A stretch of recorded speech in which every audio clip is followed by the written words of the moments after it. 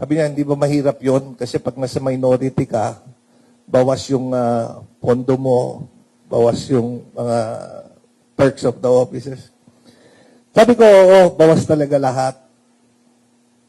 But I would rather, but I want to keep my voice.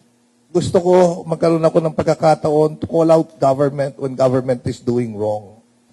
I'm not anti-government.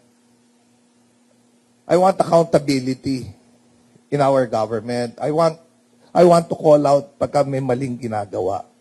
Because if no one calls out kung may maling ginagawa, then walang mangyayari sa bansa natin. No, alam nyo, napakahirap mapunta sa minorya. Napakahirap na it would be more convenient for me to be with the majority and enjoy all the perks of being with the majority. But if I do that, that will be a disservice to everyone who voted for me, to everyone who expects me to be their voice in Congress and to call out what is wrong with the government. Nung nagkaroon kami ng a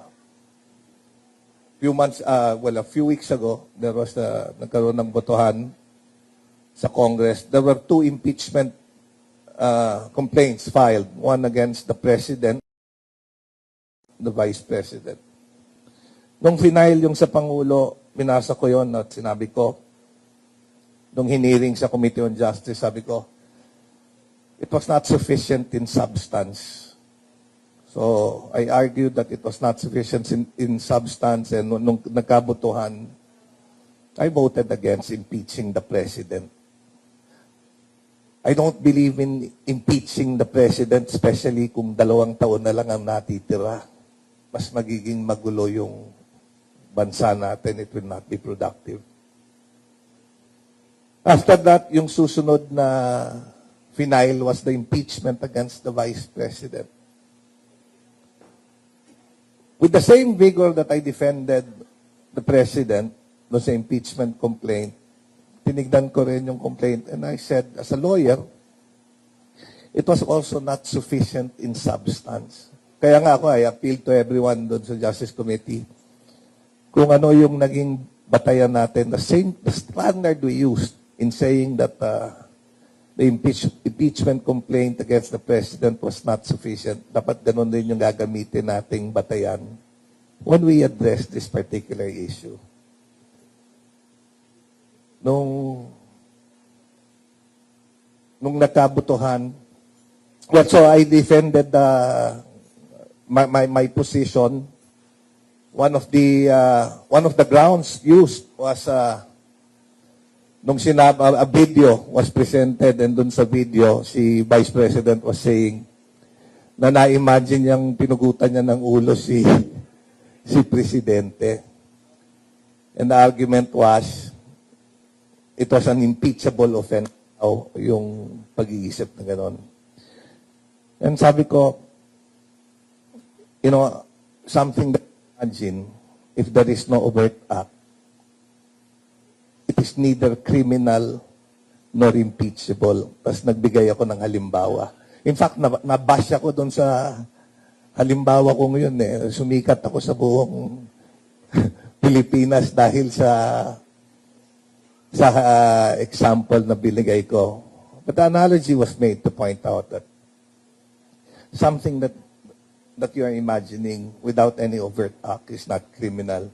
But of course, nung tinanong nga ako, sabi ko, well, nasabi ko yan, and it was an analogy. If people would say, take it against me, then wala akong magagawa. I will just have to suffer yung criticism from people.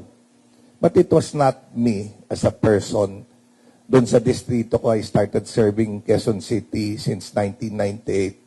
Palagay ko, alam ng mga tao dito that I'm neither bastos or disrespectful of women.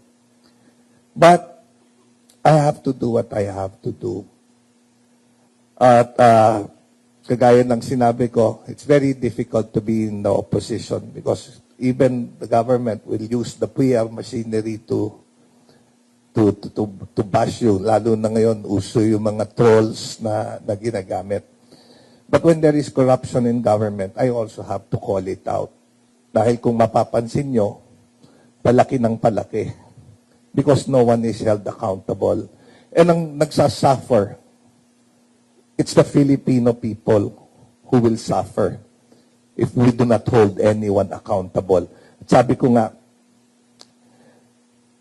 I will not let yung pagbawas ng pondo ko o pagtanggal ng mga what is for my office stop me from saying what I need to say, because it will be a disservice to everyone who voted for me kung katahimik ako. Mas madaling tumahimik at umuo lang ng umuo. Mas madali rin magtaas ng kamay pagka sinabing taas nyo yung kamay. Mas madaling magsabi, palakpak kayo pagka sinabing palakpak. But